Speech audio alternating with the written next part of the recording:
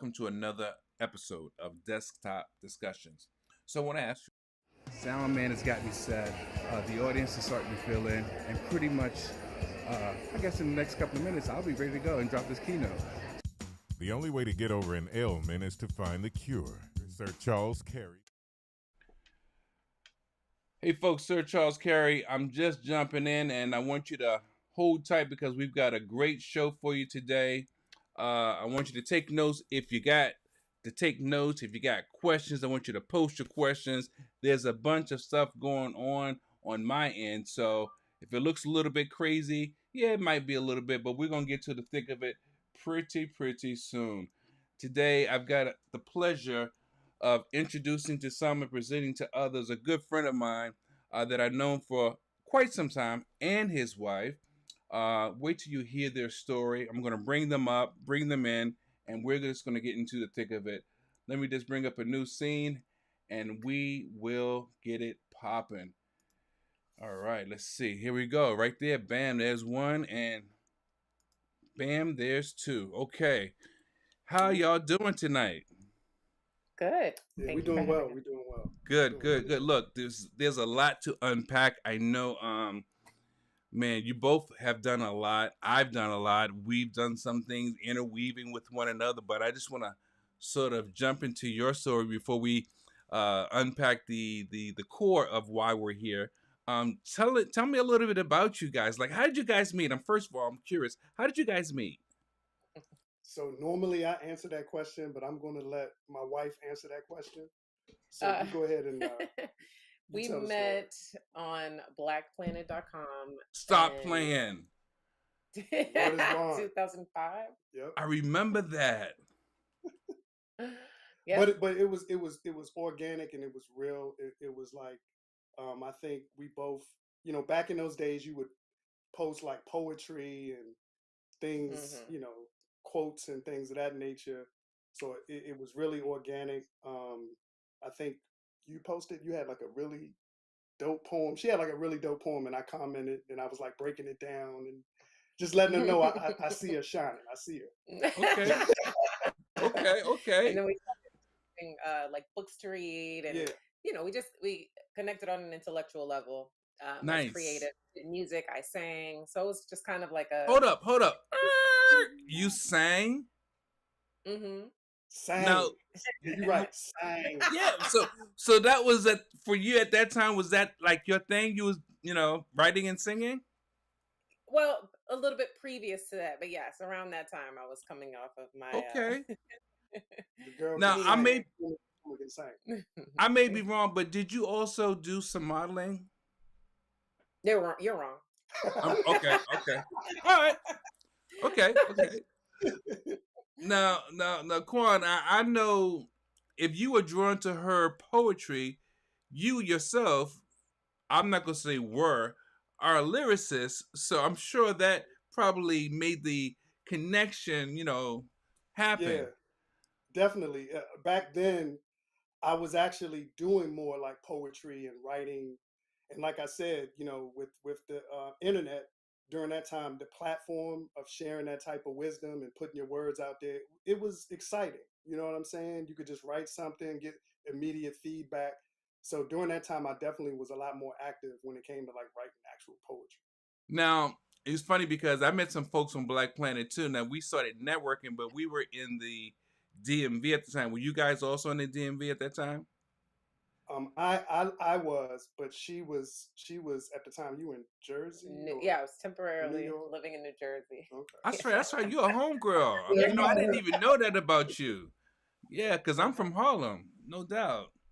I'm from the Bronx. That's why I said temporarily living in New Jersey. I don't okay. Want New Jersey. Yeah, look, I did a bit in the Bronx. For real. I was like Summit Avenue, Briggs Avenue, Girard, University. Avenue. Wow. Right. Smaller and smaller world. Trying to get my right. Okay. So anyway, okay, cool. Let me see. I mean, now also, Sugar, you do or have done some event planning. Is that correct? have done some event planning. Is that correct? Yes, for 12 years, I primarily did event planning and design. So Okay, that's okay. what I did. And Kwan, in addition to hip hop and recording, you're a photographer, correct? Yeah, photography, videography. Yeah, for sure. Look, I gotta act like I don't know because some look. You're doing a great job of that. It's funny because I got all these like external hard drives, and every now and then I look at one of my hard drives and I go, "Oh snap! I forgot. Me and Quan did that down in D.C. over there near the bridge, or down near the what's that Einstein." There've been so many different instances that we've worked together or we've done things, and it's like, wow, okay. Now, Yeah, now, man, doing business with you and just most of the time we be out there just building and talking about life and world. So it made it that much more special. You know what I now, mean? see, you just reminded me of yet another instance. I remember we were in a library and we were just talking, and you was filming, and then yet there was another time. I think it was like a work situation. We had got off work on our way going home, and you were filming again, and we were walking and talking to people, and you were Yeah, capturing the moment in real time. I mean, I miss those moments, man. Those are so organic. yeah. And one thing about that time, I was really getting started in photography and videography, so I documented everything. So at that time, my commute consisted of me being on the train on the red line, and it's a lot of activity. So it was a time where a lot of people in my inner circle became, opportunity for me to hone in on my skills. You And did it well, man. fortunately, we met, and you took me on a few journeys, just walking me through your past, and I appreciate that. Oh yeah, I think things happen that are supposed to happen.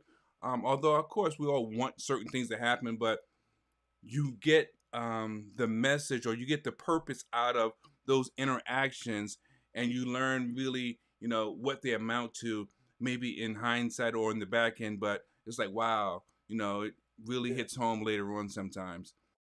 Mhm. Um, I'm trying to think. My co-host normally peppers away with a bunch of questions, but I know you guys got like a basketball team for children. How many how many kids y'all got? Go ahead. You can answer a question. No, I like hearing your voice.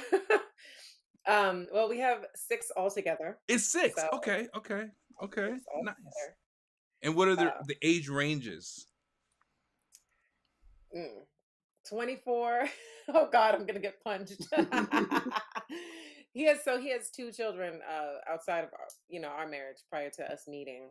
I should say prior to us meeting Hmm. rather than outside of our marriage. Right, Right, right. right, right, Well, right, that'll make right. this interesting though. That'll make this really interesting. Yeah. Um, so yeah, he has two older children, 24 and 22, and then we have 17, 14, 7, and 3.5 months. 4 months. He just Four turned four months. Yeah, months. Oh he's my 4 months gosh. now. Yeah, he just Wow. turned. Yeah. Wow. There's a That's lot. amazing. But We're you looking know what? It is what it is. You know what I'm saying? So this brings me to my next question, and you can both take an opportunity to answer the question. What would you tell the younger version of yourself, like the teenage 16-year-old version of yourself?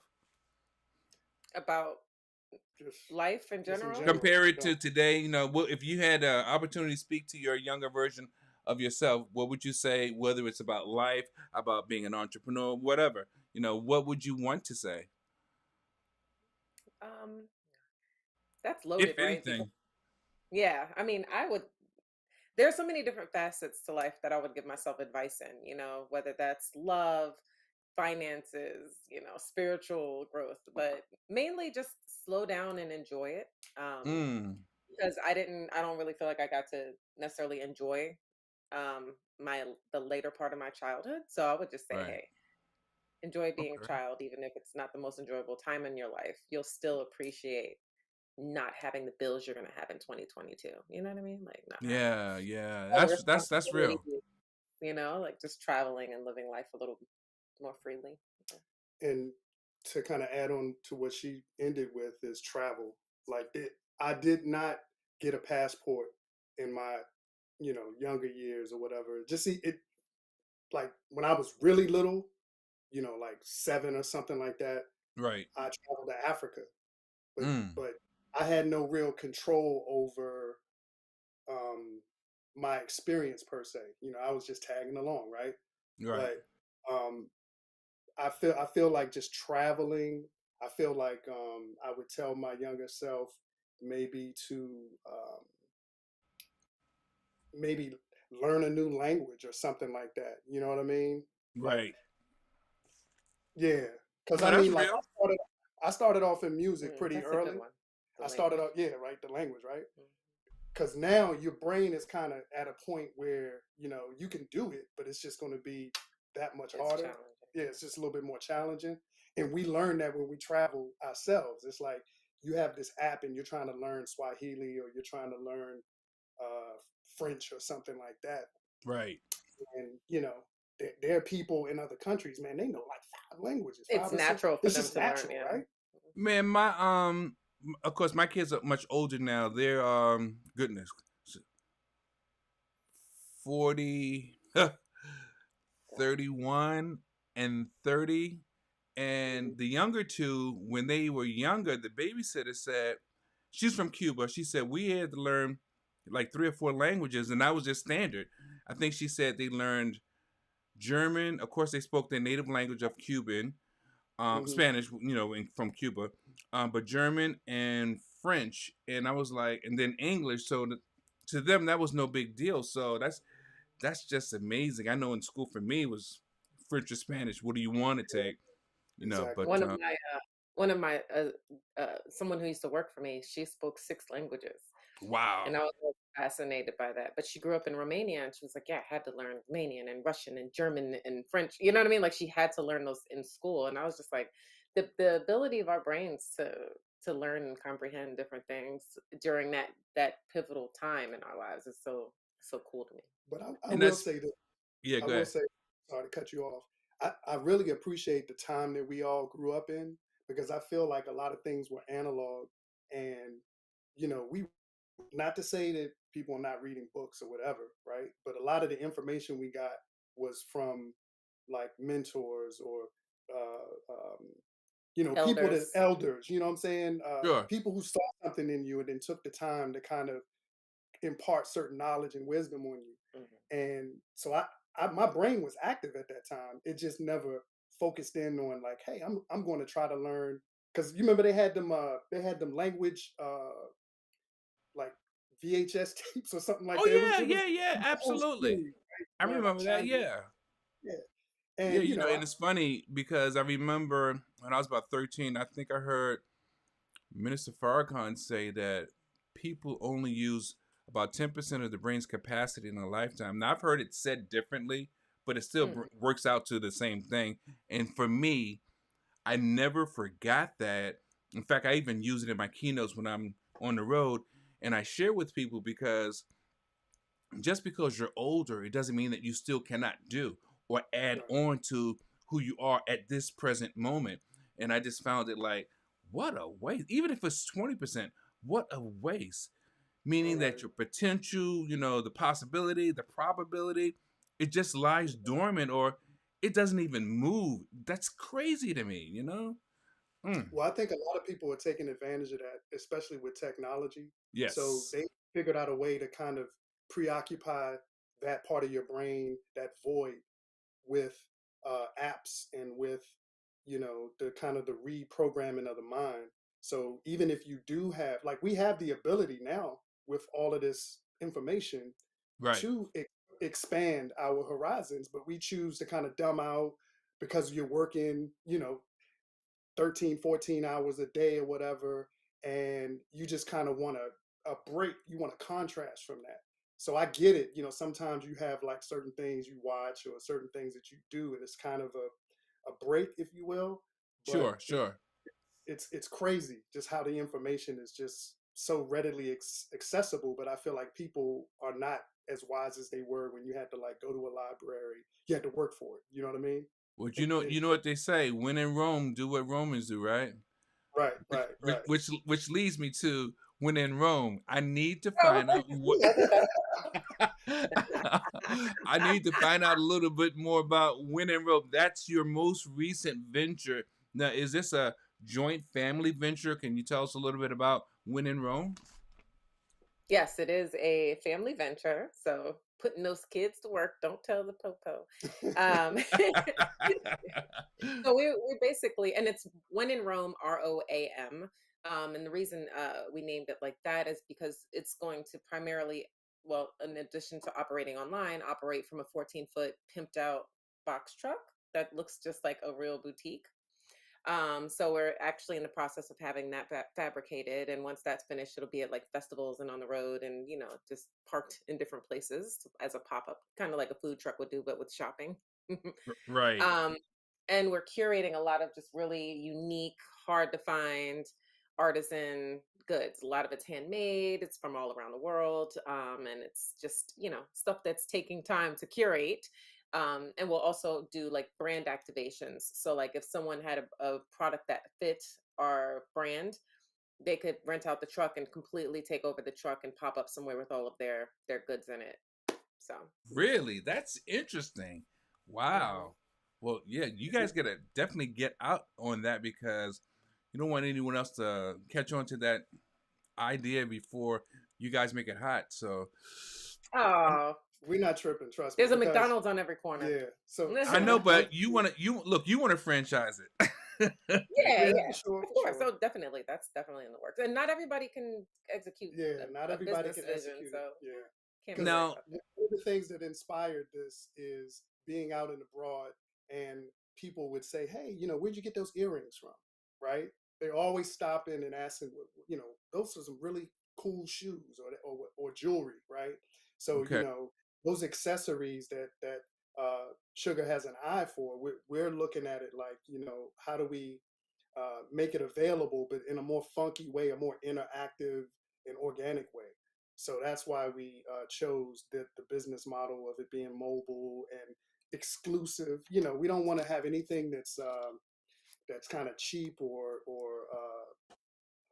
that you can just go somewhere else and just find easily. We Exactly. want so when you wear something from the inventory, people are going to stop you and say, "Hey, where'd you get that from?" so tell me a little bit more about what you will be carrying or what kind of products you will have or plan to have. So because a lot of people, to be honest with you, it's like as a 21st century entrepreneur, if you don't make it stupid simple for people, they won't Hmm. even click sometimes. Before it was like, send me your website and they go there. But now the attention span has diminished in such a way or in such capacity that they got to know exactly what they're doing before they even click sometime. So tell us what type of items or products that you plan on carrying. I mean, that's a good point. I feel like humans have always been like that. We always have that like quick attention span, and anyone in marketing knows that. Right. But the way we're marketing the products, we're going to have like a really unique social media presence about each product. For instance, I'm a designer, so like that's what I do. I do multimedia design. So we have a lot of flagship products. Like one of them is going to be our tarot deck. I designed these myself. We Oh, did like wow. a photo Okay. shoot. They've got like copper foil on the sides. They're gorgeous Nice. cards, and they feature Black people.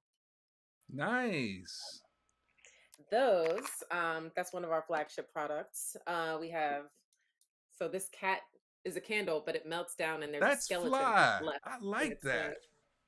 Kind of just Yeah, fun. so not to cut your wisdom, but just think of it like this. Like you ever go to someone's house, like an artist's house, we all have that Uh-huh. friend, an Right. artist that kind Mhm. of goes out and curates all the real cool, funky stuff, right? Right, right. So we want to provide products that kind of elevate that experience, right? For Okay. those, because some people don't have time to go out and do the digging, right? So Right. we Sure, provide sure. these type of things. So like this candle right here becomes a conversation piece, right? And Yeah. it's cool. Where'd you get it from? What does it mean? And then and that's something that we're trying to invest in with our products. Get conversation, communication, and just kind of giving people the access to very unique pieces. I like right? that. I find what I've seen that I mean, just those two items in themselves is enough to pique my interest. It would make me probably want to spend more time in the truck just to look at everything else. In fact, I'd be Right. like, don't burn that candle. That's just a showpiece. Ah, yeah. Shoot, that's nice. Well, I like that. So, what made you come up with this idea? Um, just kind of wanting to. First of all, I was transitioning out of event planning and design, Okay, and kind of building my own product line, like my custom rugs and stuff like that, like home goods, because I've done interior design. And then one day we were just like kind of laying around looking at different ways we could implement a boutique that was different, because I had had the brick and mortar Hmm. location in okay, DC and paid a second mortgage for a couple of years, and it right, was great, but I didn't want that. And obviously, coming out of the pandemic, we wanted to come up with something that was kind of pandemic proof, like, hey, we can park our truck if a pandemic breaks out, and we're not right. paying thousands of dollars in rent every month, despite that. So it was kind of like a solution to having a brick and mortar, but wanting to do something different. Man, Yeah. I like that. I'll be honest with you. I like the idea. I like how you came up with the idea. I like the items that I'm seeing. I can only imagine what other items will be like based off those two items. It's like Juan said. Something funky, organic. Maybe something that you can only get at your shop. At your place of business. So that's nice. Hold on, this comment's coming in. I'm sorry, I'm ignoring comments. How dare I? Let me see what is going on. Put on my specs so I can There see it what is. people are saying. There I it is. posted a question on YouTube. Okay, hold on. Oh wow. Oh, my co-host is online. She says, Kwan, do you teach photography? I don't teach photography in the traditional sense. I'm one who, if we meet up, say for instance, and we're in the city, and you want to learn more about how to shoot rule of thirds, just some of the basic stuff, I really don't have no problem in imparting that information because I enjoy it, just the artistic expression. But to Oh, answer the question, formal education or teaching people, no, not currently. if you want to learn, show up. You get some tips. That's the bottom line. Yeah, You feel just me? just roll, bring your camera, because that's how I learned it. You know what I'm No, but saying? it was a very good question. Thank you for posting the question and good response. So I think, like you said, that's how you learn. I think many of us learn in those old school or traditional type of ways. Sometimes you really do just have to be there Yeah, to have the nuggets fall on you or the wisdom fall upon you. There's right. another comment that says, "Wow, you look good, mom of six." Thank you. That's all good.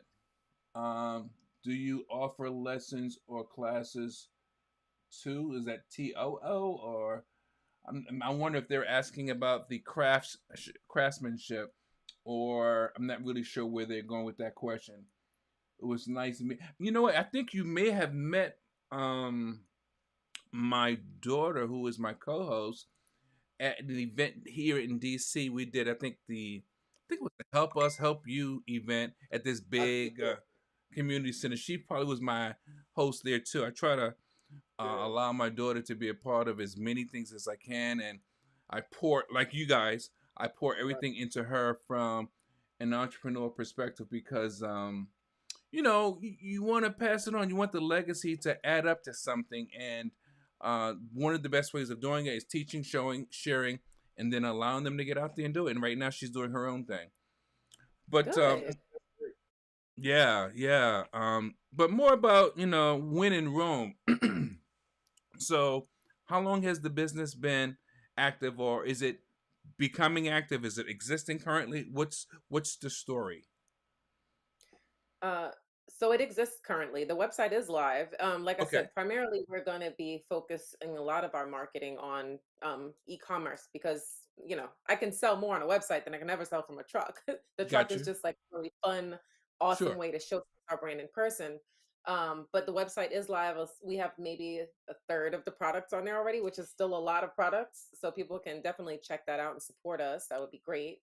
And I guess Juan's showing. Yeah, I cut her off earlier because I had a thought. Sometimes He I had a just want to Kanye get the moment. He had a yeah. Kanye moment. I'm gonna let you Taylor finish. Swift. I'm gonna let you finish. I'm gonna let you finish.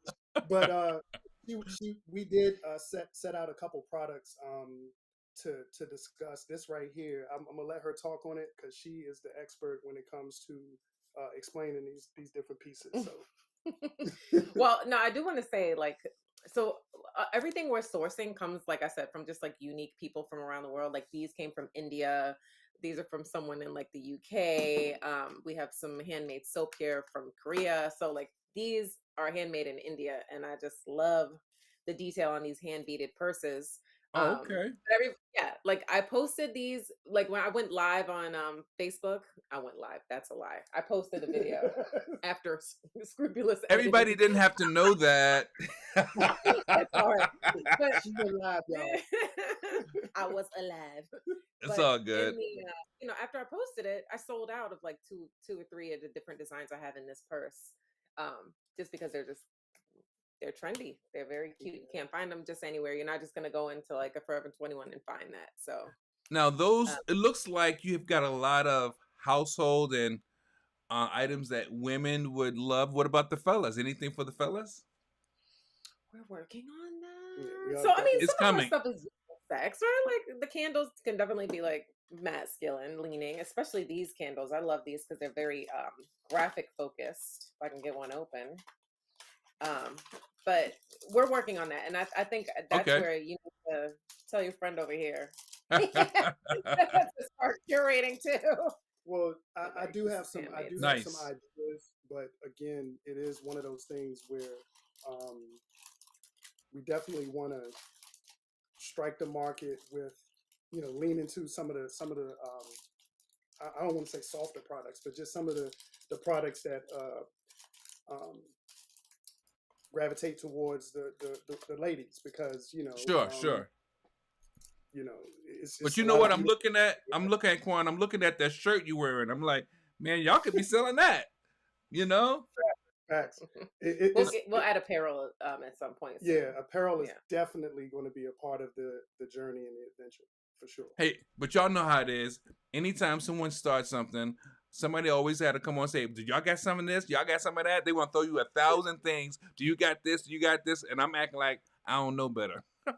My bad. No, it's all good. It That's is all all right. good, man.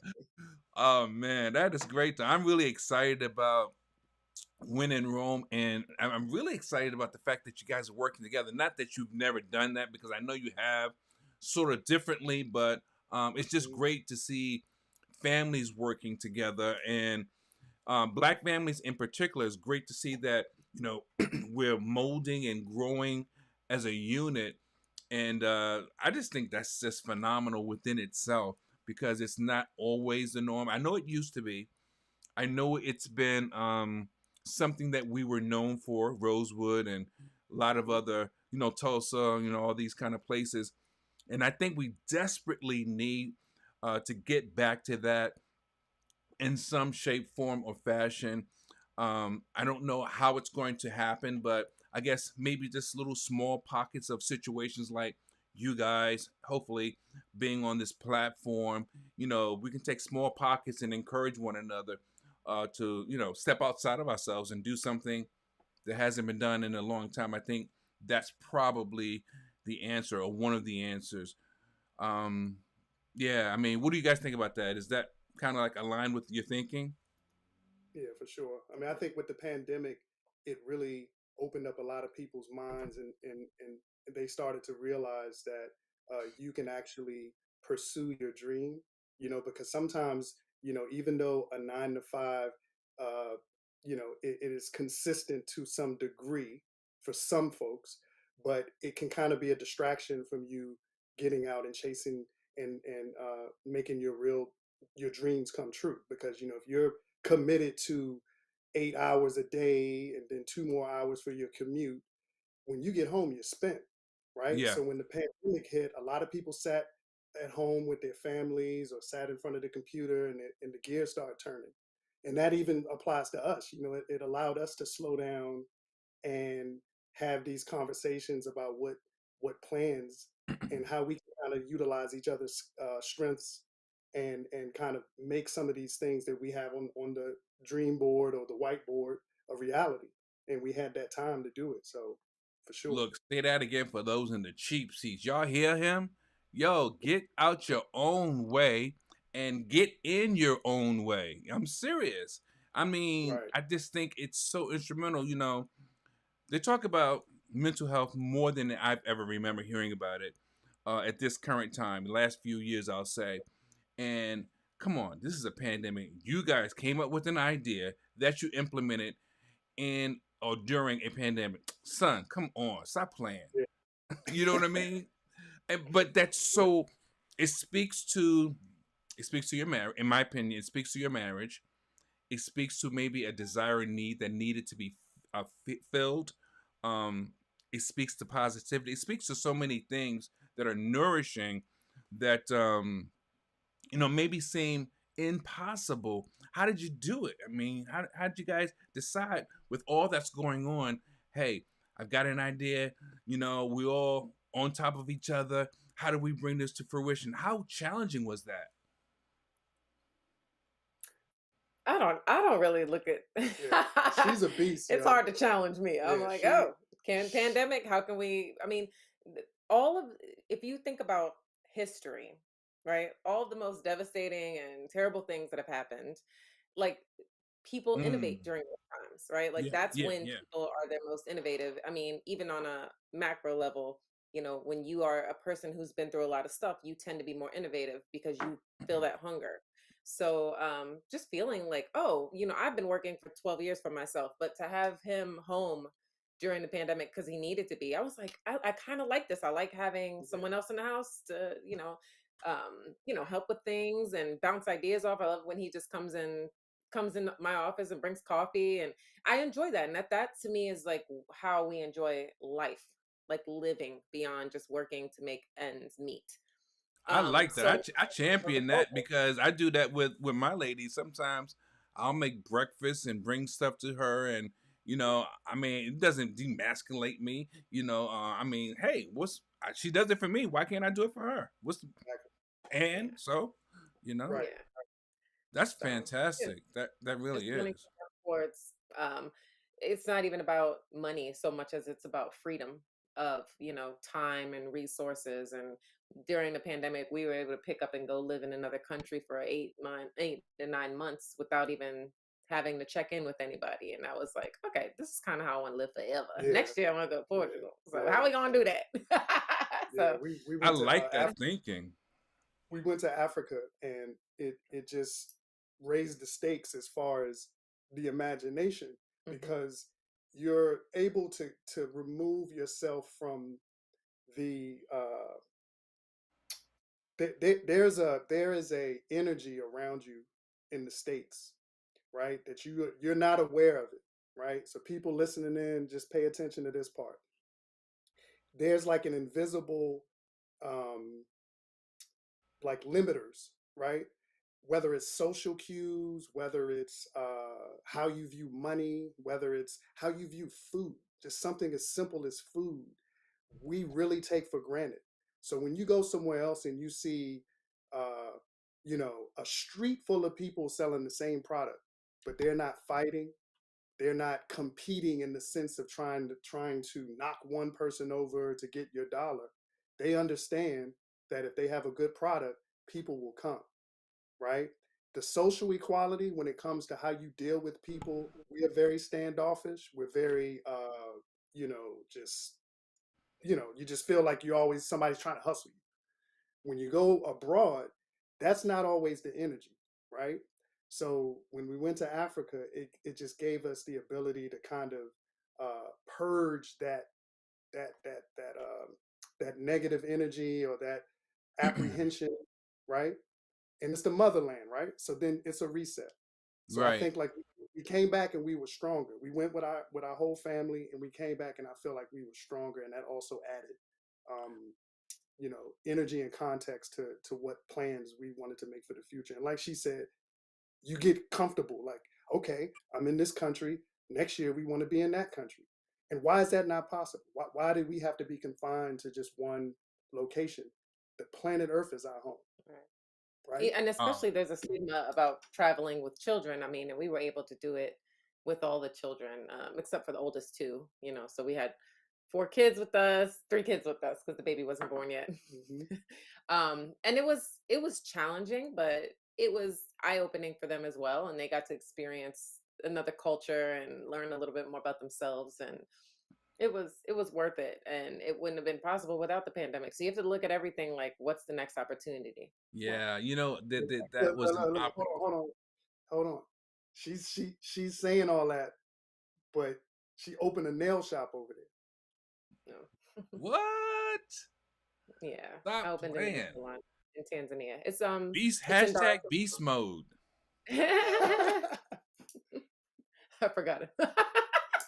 Look, I ain't mad at you. Look, folks. If you're just chiming in, we're speaking to Kwan and Sugar Taylor, the owners, founders of When in Rome. That's ROAM. And I hope you're taking notes because whether it's stateside or outside of the country, they're dropping gems. You know, everything isn't always from a political perspective. Sometimes it's just organically being you and taking the time to actually come up with the plan.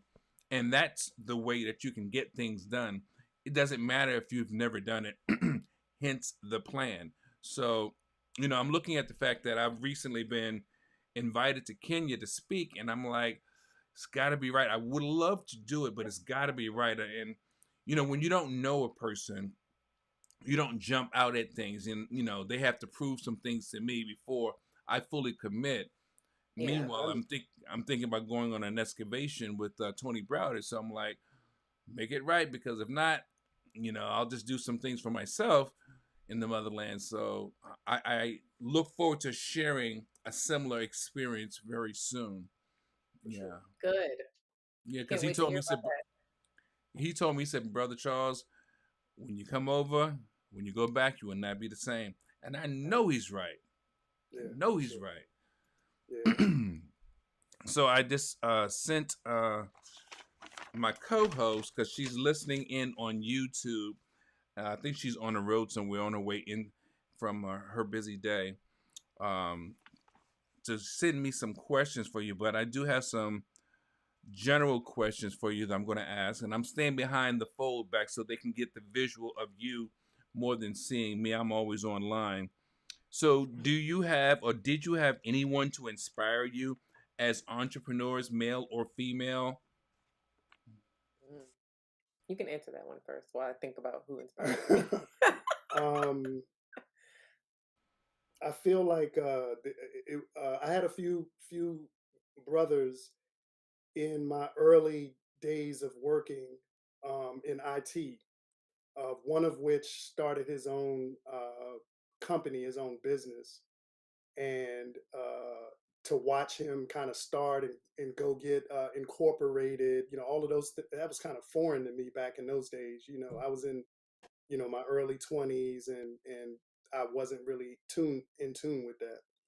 But I've seen a few people in my inner circle, um, you know, kind of take the entrepreneurial path, but I didn't really know what my skill set was to activate. So, and just as far as, you know, like with the internet, I've watched a lot of people go from having a YouTube channel and then having merchandise and clothing, and then they buy their own place, and then I've watched the evolution of a lot of different people who do those type of things online. So I know it's possible, right? Because I'm a loyal, you know, listener and supporter. So I'll be on the journey with those individuals. So those are just a few, just kind of examples that I can pull out of of the sky for myself. Okay. And as for me, I look up to a lot of bigger designers that are, having their own product lines and stuff. Like Justina Blakeney is a really big one. And then I have obviously, like, I believe in surrounding myself crossing the river before I get there. So I have a whole circle of very intelligent, like, multi-million dollar earning business people in my circle who I talk to and who give me good advice to Okay. share. Okay. Um, Another question: do you have any regrets? I guess in the journey. Um, I'll just say, as an entrepreneur, there was this is one of the questions that my co-hosts normally ask of our guests. Of course, it could be targeted in general, but I'm making it just a general question about being an entrepreneur. Are there any regrets? Um, no, I mean, I know it's cliche to say I live my life without any regrets, but I swear I have had my pitfalls. I've had moments where I've lost a lot of money. I've had moments where I've, just made a bad decision to partner with someone who Yeah. wasn't a good fit because I Yep. didn't read the energy right. So Right. I just say, okay, next time, here's what I'm gonna do. And it just makes me better. So I had someone who I used to work for years ago tell me that he couldn't wait for me to lose my first couple $1,000,000. And I was like, excuse me? But the lesson was in that what he was trying to tell me was he was like, look, you don't know your what you're capable of until you lost or had Right. a pitfall or failed at Ah, something. okay. Like Yeah. that's when you really get your grit because he also didn't have a college degree but he was a super successful guy. So I take that to heart. I look at every loss like an opportunity. I covet those moments where I'm like, oh, I bumped my head. What am I learning here? So Yeah, I Yeah. totally get it. Because risk and I write about it in my book, "Radiate the Brain and Change the Game." Risk and fear is real, although we have so much faith in so many things day to day. But are you willing to take a risk, knowing that it's a risk that you can either lose it all, lose half of it, make ridicule yourself, or just fall flat, whatever it may be. hmm And if you hmm are willing to take that risk, kudos to you because, not just because of the risk itself, but that's a lesson, an opportunity to learn and to grow from that opportunity of taking a risk. Absolutely. Right. We've got another question here. What is it? What is the secret sauce to marriage and relationship? Is there a secret sauce? I don't think it's a secret sauce. I think a lot of it is being able to move on when when like you can't hold on to certain things. You got to be able to kind of start your days fresh and understand that every day is an opportunity to improve, and no one has a manual to this. To love and relationships, right? Um, I think it's also don't get caught up in the fairy tale. Loving someone and being married. It's not like what you see on the movie screens. What? It's not. It's real, man. Some people live and abide by that, man. They romanticize it in a way that it creates disappointment.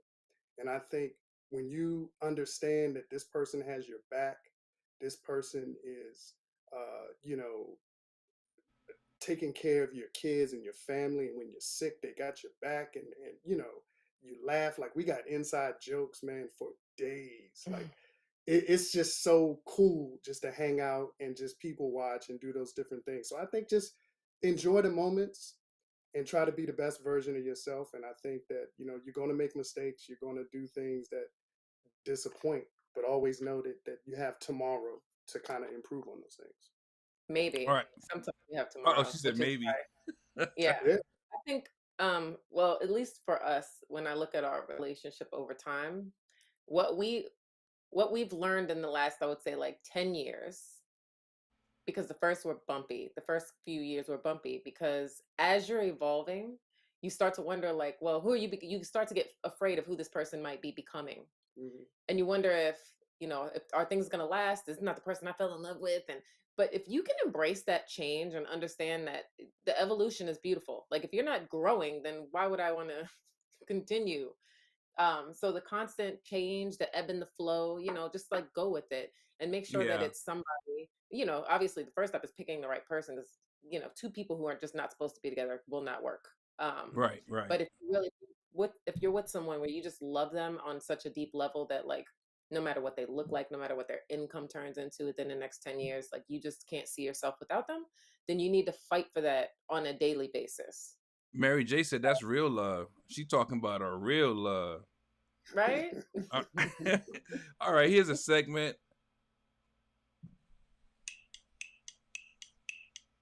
It's time for what do you think? All right, that's cheesy. I'm supposed to be creating some music for this segment. What do you think? Let's Yeah, go. Let's go. We I, ready I to need to go, man. I need to do the voiceover with the music. Dun-dun-dun-dun-dun. What do you Yeah, think? You know, something crazy, but we got a segment we've created called "What Do You Think," and I think this will be right up your alley. We're gonna throw it at you because it's kind of a throwback from, I guess, old school thinking. So, what do you think about having trades back in school? When I was in school, they had workshop, wood shop, electric shop. They had home economics, things yes. like that, and those things have long gone. Now, if they're back, maybe I don't know because I've been out of school so long. Yeah, So, what do home you think? economics. Should they have those things again? So uh, I think they should, and I feel like you're doing people a disservice because when you look at a lot of the trades and things of that nature, those cats make a lot of money. And the demand is high, but the amount of people going into those fields, Yeah, even though we're going to see, I of course have been reading articles about that, we're going to see an uptick of those types of careers because people are starting to pull away from the traditional go to school for 4 years and major in anything and try to hit the workforce. People are like, oh, but trades are a quicker way to make a lot of money and I can have more freedom over my time. So I think we're going to see a lot of the trades picking back up. So yeah, I think it's extremely important. yeah, And for home economics, raising daughters, like I want daughters to know how to cook and maintain a home. yeah, I know that sounds a little traditional, but I think that humans who want to function should learn those things. yeah. I Yeah, mean, and, I and I think think the roles that are always attached to different tasks that needs to shift because, I mean, I can cook, clean, sew, wash. There's nothing far as home wise that I cannot do. Now I didn't right, take all these classes in school. I watched my mom, I watched the right, people in my right. home growing up over the years, and a lot of it I just said, okay, you wanna hem your own pants. What's the best way to do it since you're not good at that? All right, so Yeah, I got an old pair of pants out, so I measured them, cuffed them, ironed them, turned them Hmm. inside out, make sure the crease was at the level. Then I just started using the right color thread. Some things are yeah, common sense, but I'm wondering, was there a conspiracy to taking it out of school? Was it really, so cost effective to take those things from schools?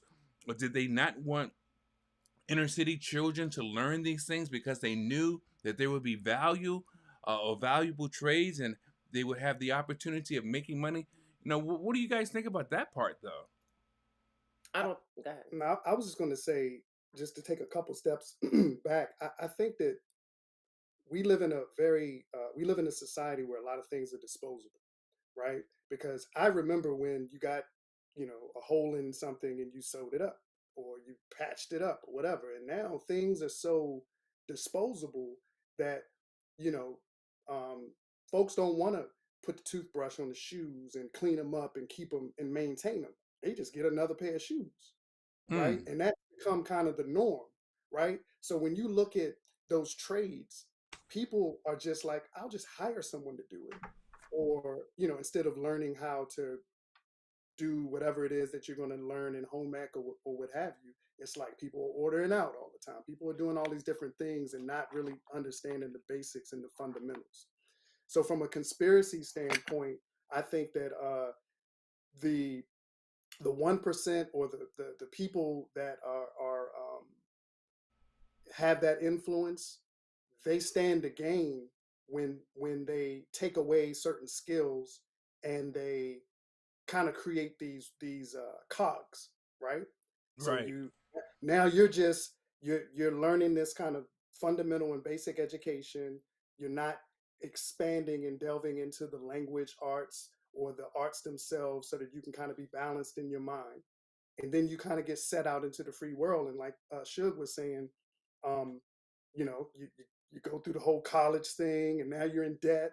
So now you got it, and your credit's messed up, and it's just like this whole circle of the current state of life is really it's really chewing up a lot of these younger generation and spitting them out.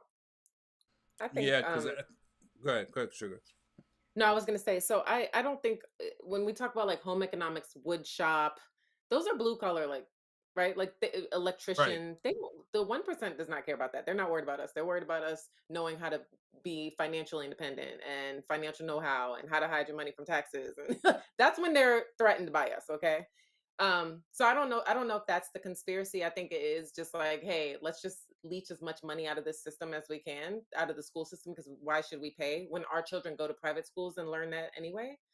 So I think it's more like I think it's definitely about money more so than about being worried about us infiltrating their world by learning workshop and home economics and stuff. Look, as long as they pay those, as long as they pay those of us who have those trades the right dollar amount. If I'm supposed to get paid $50 an hour, don't stop giving me trying to offer me 30 Yeah. and less. Because then I think it does kind of speak to hey, what's up with that?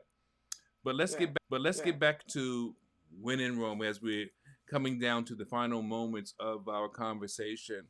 Now I know you sort of uh, just started the company, but what can we expect next? Or will you be at certain locations within the DMV at certain days, or how does it work as far as people actually being able to touch and feel When in Rome? Well, like I said, you can shop online right now, but the actual truck, we don't have a finished date on it right now. It's being moved to Okay. another fabricator in South Carolina. But Okay. the idea is definitely by next summer. And we'll start with different festivals. So like Reggae Festival, Broccoli City Right. Festival, music festivals. We're gonna have a whole list Hmm. of all of the Nice. big events going down from summer through the end of fall, and that's where we're gonna be popping up. And then from there it'll be pre-negotiated like lease locations around the city. And the cool thing about the truck is that the the collection is going to be ever changing, right? Like what's on the truck, you just never know. We're going to have extra stuff on the truck that you're just not going to see on the website. We have to keep that kind of like fun and exclusive. Yeah. So while Sure. you can shop some of our items that you'll see on the website on the truck, a lot of what's on the truck is just going to be like one off. We have 10 of these. If you want it, buy it. Right. Like that's kind of the whole ethos that we're going for. Like Yeah. I'm only buying 50 of these candles. I'm only buying 30 of that. I don't necessarily want to have 300 of them in stock, and I want 50 cool people to have this rather than yeah, that's kind of That sounds the nice. model. What are those cameras, those little small cameras, GoPro? Yeah. The GoPros. Yeah. No, he I would know about s- all that Look, stuff. I see a reality show coming out of this thing. When in Rome in DC, when in Rome in New York. I see Yeah. cameras. I'm serious, Kwan. I'm telling you. Yeah. Um, it does. Sometimes you have to create your own demand. It's not Right. always about it being a demand, but Yeah. creating your own demand. First, it with food trucks. Yeah. Da-da! Right. When Right. in Right. Rome presents a whole new a whole new spiel, a whole new look, a whole new feel. I For don't know. sure. I mean, I'm always thinking creative, so You're onto That's something. awesome. It's Yeah. definitely one of the things that I am privy to a lot of the process behind the scenes, especially when it comes to her design and stuff. And I'm like, you should turn the camera on. And she's like, nobody's gonna care about this part, oh yeah, And I'm yes they like, will. oh, Yes they everyone will. cares Yeah. about this. You know what I Yeah. mean? So Um, it's definitely something that we've discussed and we're And taking it. look, and even if you don't do it, if you got the footage, you can always change your mind later on. But Right. yeah. without the footage, you can't even, You don't have options. Well, yeah, one I do want to say that we want to do that we're going to do with the brand is something really philanthropic. So we're still thinking through this part, right? Because it's all so new. But potentially we want to have like a, a day where, for instance, if there's like a child that's aged out of the foster care system and they have their first apartment or something like that, we'll pop up and do an apartment makeover, and we'll have like a bunch nice. of our products on the When in Rome truck, and we'll Special just like edition, When in Rome. Oh, come on, stop playing. Yo, I see it. I look, I'm all right. All I know is I said it. What y'all do with it is up to y'all. I see it though. I can see it. Yeah. I love that idea with or without the reality component, but Right. I just see it. Yeah. Wow. Okay, well look, all I can say is, it's been great speaking with both of you. It's been a minute. Great to know how you made it through the pandemic thus far. Great to know about all of your aspirations and dreams and plans. It's just good to see that people are actually thriving through the pandemic and doing things that are important to them. And it can make a difference. And it goes to show us all that no matter who you are, no matter where you are, there's no such thing as too late or too old. If you can dream it, if you can think it, you can believe it, you can make it happen. And with that being said, on behalf of my co host K Fit and myself, I always tell you, you got to radiate the brain and change the game. You guys leave your comments and posts in the feed, and we'll get back to you. Have a great night. Thank you. Peace.